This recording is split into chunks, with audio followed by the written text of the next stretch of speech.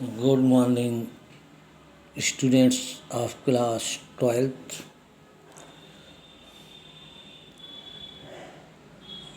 आज हम political science book first समकालीन विश्व में राजनीति politics in contemporary world lesson number 5 contemporary south Asia.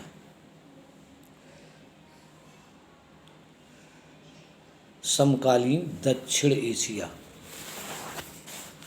समकालीन दक्षिण एशिया का सबसे पहले ओवरव्यू इस चैप्टर का हम लोग देख लेते हैं। आइए, कम एलॉन्ग मी। हम लोग कोल्ड वार के ड्यूरेशन में वर्ल्ड के एक बड़े फलक पर हुए चेंजेज से नज़र हटाकर अब अपना ध्यान अपने क्षेत्र यानी साउथ एशिया की ओर मोड़ेंगे। 20th सेंचुरी के लेटर में या आखिरी सालों में जब इंडिया और पाकिस्तान ने खुद को परमाणु शक्ति संपन्न राष्ट्रों की बिरादरी में खड़ा कर लिया, तो ये क्षेत्र अचानक पूरे विश्व की नज़र में इम्पोर्टेंट हो गया। स्पष्ट ही विश्व का ध्यान इस इलाके में चल रहे कई तरह के संघर्षों पर गया। इस एरिया के कंट्रीज के बीच जो सीमा और नदी जल के बंटवारे को लेकर विवाद थे, इसके अतिरिक्त विद्रोह, जातीय संघर्ष और संसाधनों के बंटवारे को लेकर, रिसोर्सेज के डिवाइडेशन को लेकर होने वाले झगड़े भी हैं। इन वजहों से दक्षिण एशिया का इलाका बड़ा संवेदनशील हो गया और अनेक एक्सपर्टों का मानना है कि आज विश्व में ये क्षेत्र सुरक्षा से लिहाज से खतरे की आशंका वाला क्षेत्र है।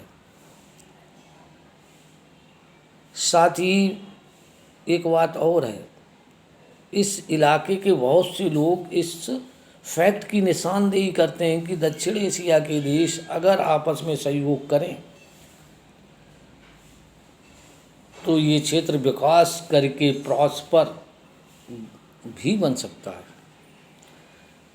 इस चैप्टर के अंदर हम साउथ एशिया के कंट्रीज के एमोंग जो मौजूद स्ट्रगल हैं उनके नेचर और इन कंट्रीज के आपसी सहयोग को समझने का प्रयास करेंगे। साउथ एशिया के देशों की घरेलू राजनीति से इन झगड़ों का सहयोग का मिजाज तय होता है अथवा ये इनके मूल में है।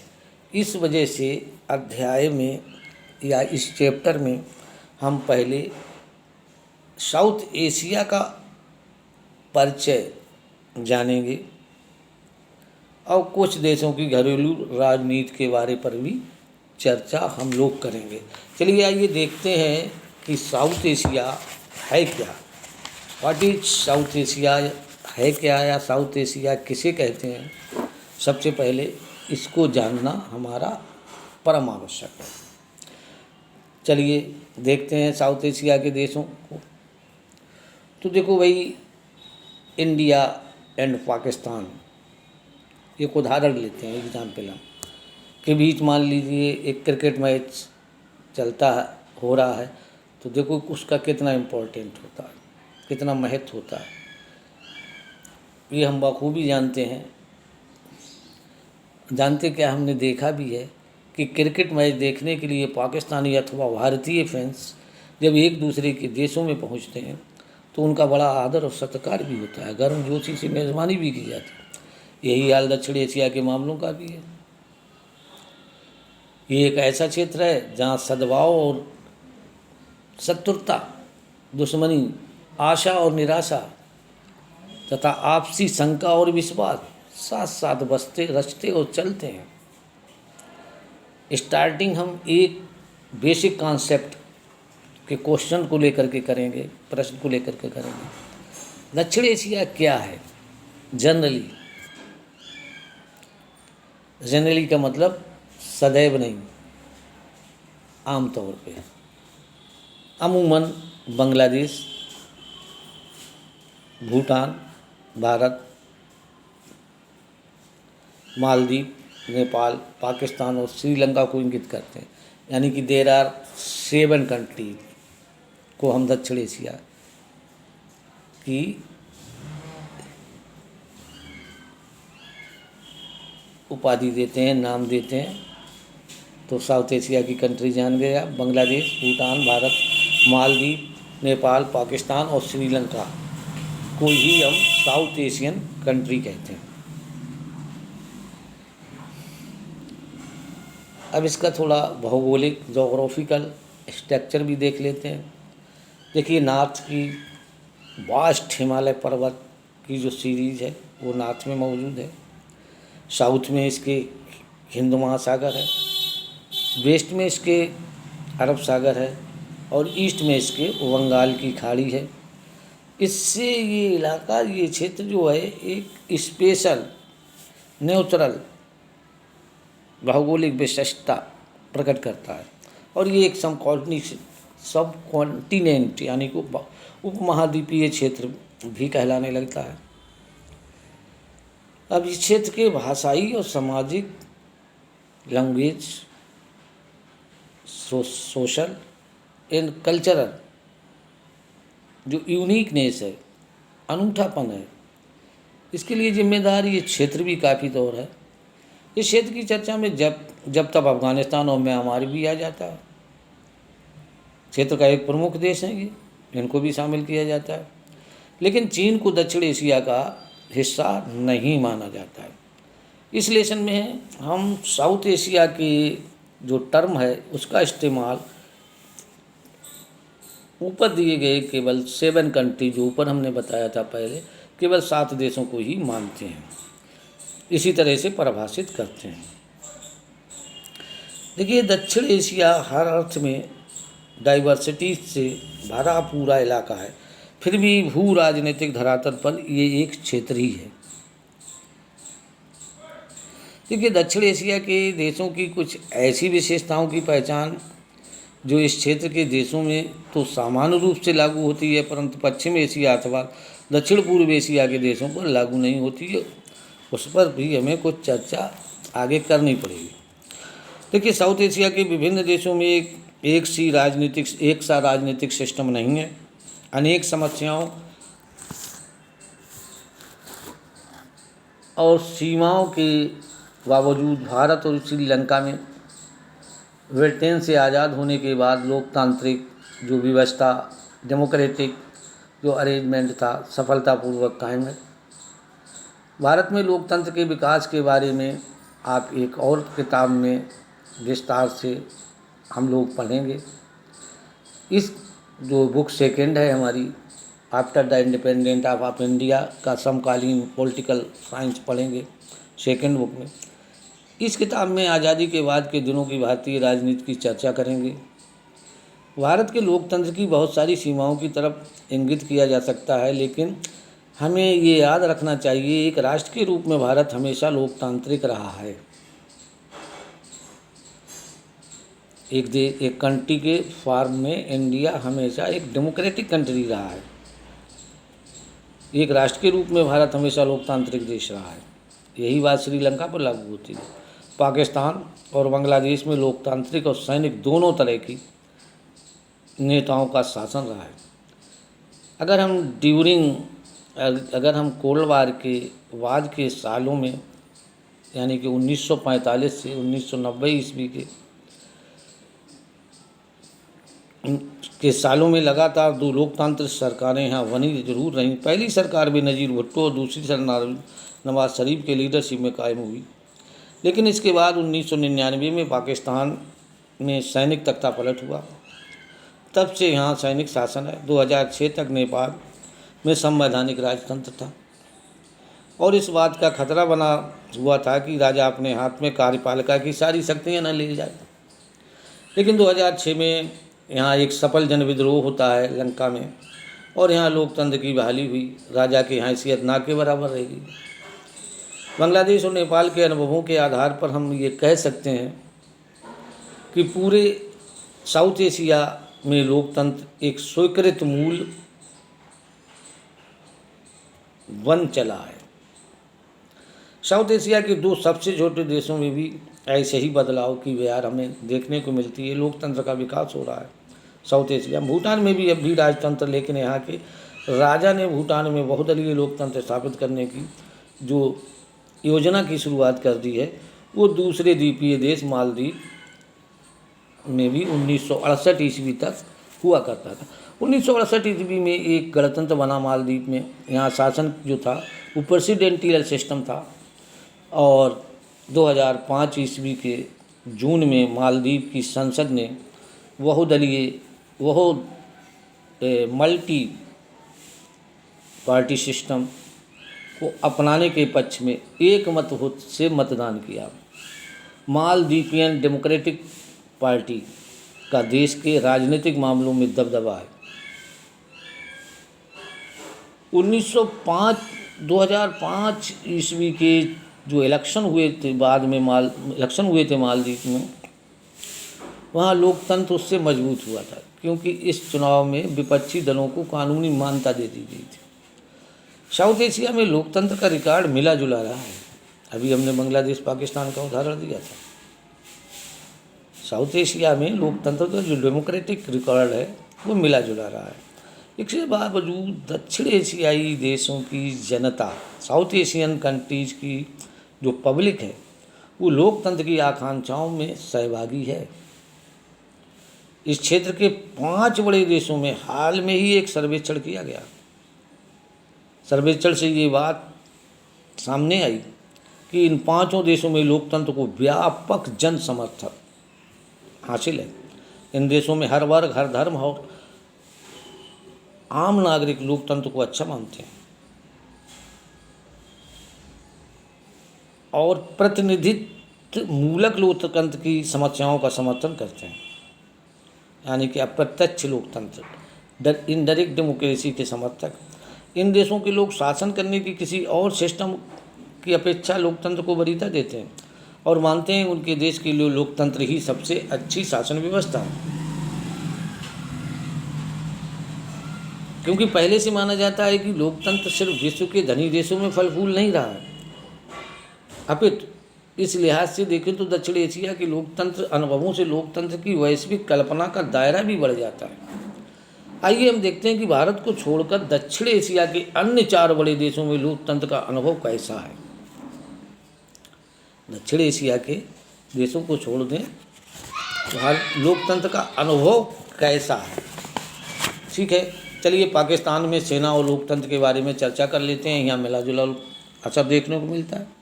हम लोग जानते हैं कि 14 अगस्त 1947 ईस्वी को पाकिस्तान बन गया था।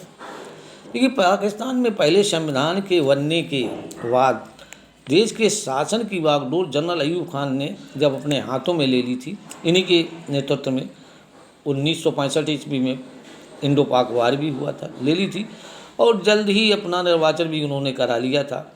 उनके शासन के खिलाफ जनता का गुस्सा भड़का और ऐसे में उन्हें अपना पद छोड़ना पड़ा था। ये सैनिक तानाशाह था।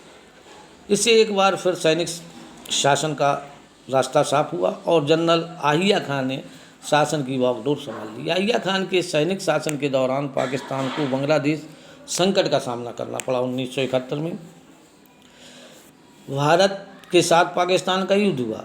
युद्ध के नतीजा युद्ध का ये हुआ कि पूर्वी पाकिस्तान टूटकर एक स्वतंत्र देश बना और जिसको आज हम बांग्लादेश कहते हैं। इसके बाद पाकिस्तान में जुल्फ़िकार अली भुट्टो के नेतृत्व में एक सरकार बनी, निर्वाचित सरकार थी। 1971 से 77 तक वो सरकार कायम रही।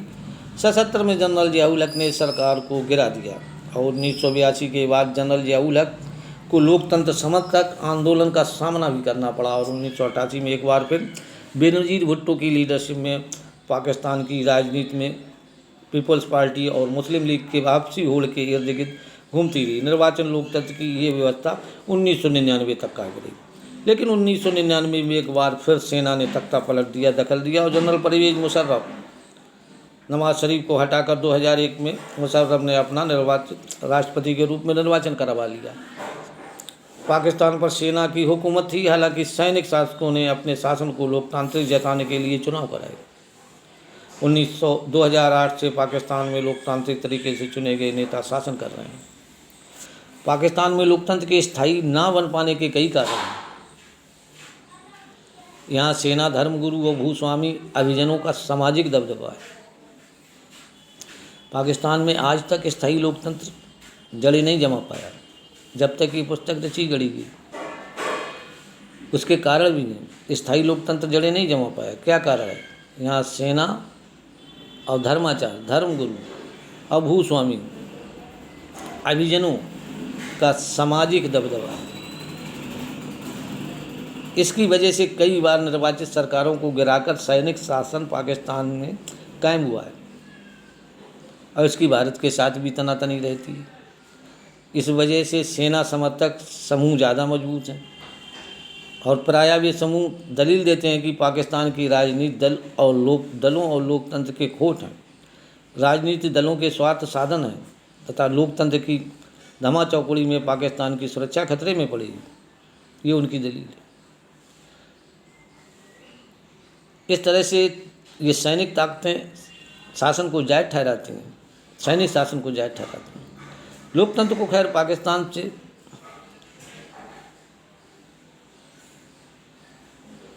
में पूरी तरह सफल नहीं हो सका है, आज भी सफल नहीं है, लेकिन इस देश का लोकतंत्र में विश्वास तो है। पाकिस्तान में अपेक्षाकृत स्वतंत्र और साहसी प्रेस मौजूद हैं और वहाँ मानवाधिकार आंदोलन भी काफ़ी मजबूत हैं इसके विपक्ष में। तो आप समझ गए, हम पड़ोसी मुल्क दक्षिण एशिया के पाकिस्तान की चर्चा कर रहे हैं। पाकिस्तान में सेना और लोकतंत्र, पाकिस्तान में आज तक लोकतंत्र क्यों स्थायी रूप से स्थापित नहीं हो सका, उसके कई कारण हमने बताए। उसमें बताया यहाँ सेना, यहाँ धर्मगुरु, यहाँ भूस्वामी और यहाँ अभिजात वर्ग के अभिजन लोग हैं, सामाजिक समूह, उनका दबदबा है। अब वो सेना के शासन की कई एक कारण भी गिनाते हैं और भारत से तनातनी दुश्मनी भी रखते हैं। देखिए, पाकिस्तान में लोकतांत्रिक शासन चले इसके लिए कोई खास अंतर्राष्ट्रीय समर्थन नहीं मिलता। इस वजह से भी सेना को अपना जो दबदबा है, प्रभुत्व है, कायम करने के लिए बढ़ावा मिलता है। अमेरिका तथा अन्य पश्चिमी देशों ने अपने अपने स्वार्थों से गुजरे वक्त में पाकिस्तान में सैनिक शासन को बढ़ावा दिया। इन देशों को उसको आतंकवाद से डर लगता है कि देश ये विश्वव्यापी इस्लामी आतंकवाद कहते हैं। इन देशों को ये भी डर सताता है कि पाकिस्तान के परमाणु हथियार कहीं आतंकवादी समूह के हाथ न चले जाएं। इन बातों के मद्देनज़र पाकिस्तान को ये देश पश्चिम तथा दक्षिण एशिया में पश्चिमी हितों का रखवाला मानते हैं। अब आगे हम देखते हैं कि बांग्लादेश में लोकतंत्र बहुत इंटरेस्टिंग टॉपिक है, कॉमन भी है, अच्छा लगेगा पढ़ने में। देखिए, 1947 से 71 तक बांग्लादेश पाकिस्तान का ही एक अंग था। अंग्रेजी राज के समय बंगाल और असम को विभाजित हिस्सों से पूर्वी पाकिस्तान का ये क्षेत्र माना गया था। इस क्षेत्र के लोग पश्चिमी पाकिस्तान के दबदबे और अपने ऊपर उर्दू भाषा की लादने के खिलाफ थे, क्योंकि वो बंगाली भाषी थे। पाकिस्तान के निर्माण के तुरंत बाद ही यहाँ के लोगों ने बंगाली संस्कृत और भाषा के साथ किए जा रहे दुर्व्यवहार के खिलाफ अपनी आवाज़ उठाई। इस क्षेत्र की जनता ने फिर शासन में अपने न्यायोचित प्रतिनिधित्व तथा राजनीतिक सत्ता में समुचित हिस्सेदारी की मांग भी उठाई। पश्चिमी पाकिस्तान के प्रभुत्व के खिलाफ जनसंघर्ष का नेतृत्व शेख मुजीबुर रहमान ने किया था। उन्होंने पूर्वी क्षेत्र के लिए आज़ादी की मांग की, स्वायत्तता की मांग की और नेतृत्व के खाली अवामी लीग 1970 के चुनाव में पूर्वी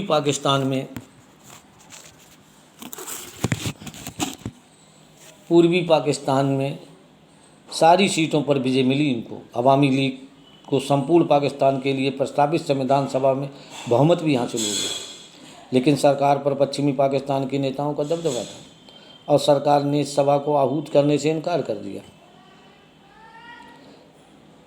शेख मुजीबुर रहमान को गिरफ्तार कर लिया गया। जनरल आहिया खान के सैनिक शासन ने पाकिस्तानी सेना ने बंगाली जनता के आंदोलन को कुचलने की कोशिश की। हजारों लोग पाकिस्तानी सेना के हाथों मारे गए। इस वजह से पूर्वी पाकिस्तान में बड़ी संख्या में लोग भारत पलायन कर आए। भारत के सामने इन शरणार्थियों को संभालने की समस्या आन पड़ी।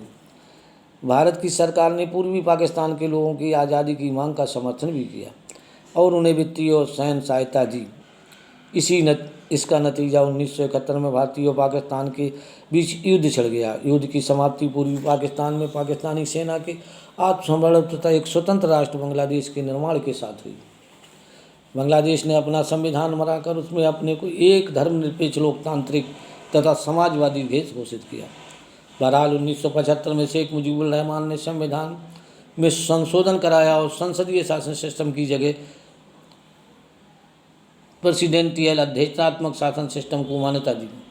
मुजीब ने अपनी पार्टी अवामी लीग को छोड़कर अन्य सभी पार्टियों को समाप्त कर दिया। इससे तनाव और संघर्ष की में स्थिति पैदा हुई। 1975 के अगस्त में सेना उनके खिलाफ बगावत कर दी और इस नाटकीय तथा त्रासद घटनाक्रम में शेख मुजीबुर रहमान सेना के हाथों मारे गए। नए सैनिक शासन जियाउर रहमान ने अपनी